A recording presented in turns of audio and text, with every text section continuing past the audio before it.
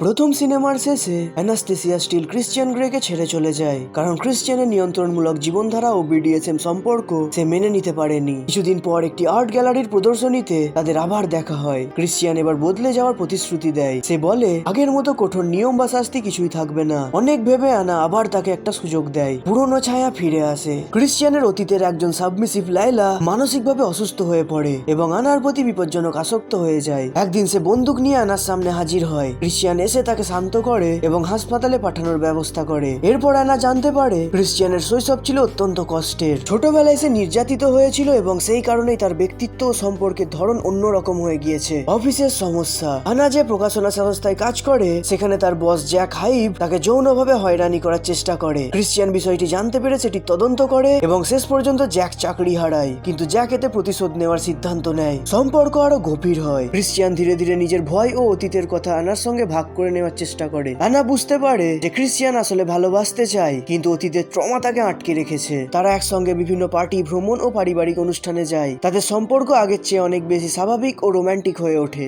Ending explained. একটি charity মাস্টারেটের অনুষ্ঠানের পর ক্রিশ্চিয়ান আনার প্রতি নিজের ভালোবাসা প্রকাশ করে। সে হাঁটু গেড়ে বসে আনাকে বিয়ের প্রস্তাব দেয়। আনা কিছুক্ষণ ভেবে অবশেষে ইয়েস বলে। সিনেমাটি তাদের কথোপকথনের মাধ্যমে শেষ হয়, কিন্তু শেষের দিকে দেখা যায় চাকরি হারানো জ্যাক হাইভ দূর থেকে তাদের দেখছে। এতে বোঝানো হয় ভবিষ্যতে সে প্রতিশোধ নেওয়ার চেষ্টা করবে, যা 50 সেন্টস ফ্রিড গল্পের সূচনা।